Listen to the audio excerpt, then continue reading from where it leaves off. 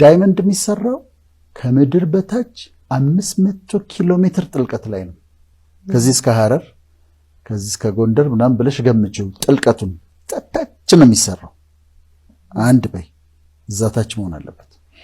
ሁለተኛ አልማዝ ለመሆን የሚሰራበት ቴምፕሬቸር 1200 ዲግሪ ሴንቲግሬድ ነው። እንግዲህ እኛን 37 ዲግሪ ሴንቲግሬድ ነው፣ ሩም ቴምፕሬቸር 22 ዲግሪ ሴንቲግሬድ ነው። አልማዝ የሚሰራው 1200 ዲግሪ ሴንቲግሬድ ቃጠሎ ውስጥ ነው። ሶስተኛ ምን ይፈልጋል? ፕሬሸር ይፈልጋል። ከፍተኛ ፕሬሸር እንዲጨምቅ መደረግ ይፈልጋል።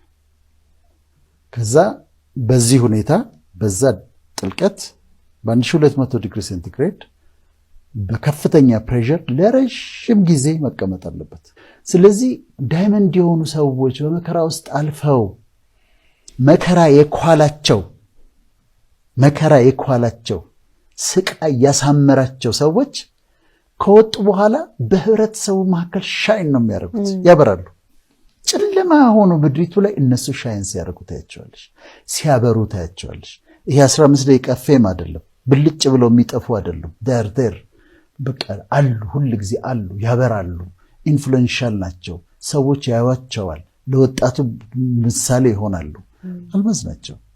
ኑሮ ጥያቄ የሚሆንባቸው ሰዎች አሉ። ምንድነው እሱ እየሆነ ያለው? እኔ ክፉ ሰው ነኝ ወይ አምላክስ ፈጣሪ ስለማይወደኝ ነው ወይ? ጓደኞቼ እዛ ናቸው፣ እዚህ ነኝ። ስቃዩ ማብቂያ የለውም።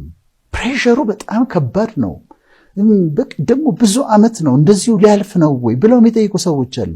እኛ መልሳችን ምንድነው? አይደለም፣ ያልፋል። በቮልኬኖ ተወጫለሽ፣ አንድ ቀን አለሽ፣ በቮልኬኖ ተወጫለሽ። በዚህ ሂደት ውስጥ ደግሞ አልማዝ ሆነሽ እየተሰራሽ ነው፣ ፕሮሰስ እየተደረግሽ ነው። በጣም የከበረ ካራክተር፣ የከበረ ፐርሰናሊቲ እየተሰራ ነው። ስለዚህ ኢንዱር አድርጉት። አቋራጭ እንደውም መንገድ አትፈልጉ። በዛ ውስጥ እለፉና አልማዝ ሆናችሁ ትወጣላችሁ። አይተሻቸው ሀብት ላይኖራቸው ይችላል። ቆንጆ መኪና ለአሁንኛ በህብረተሰቡ ሰው የሚገምትበት የሚነዳው መኪና፣ ልብሱ እኮ የሚለብሰው ልብስ እኮ ዲዛይነር ነው፣ የምትቀባው ሽቶ፣ የምትይዘው ቦርሳ ነው የሚባለው። እነሱ እንደዛ ላይሆኑልሽ ይችላሉ፣ ግን ውድ ናቸው።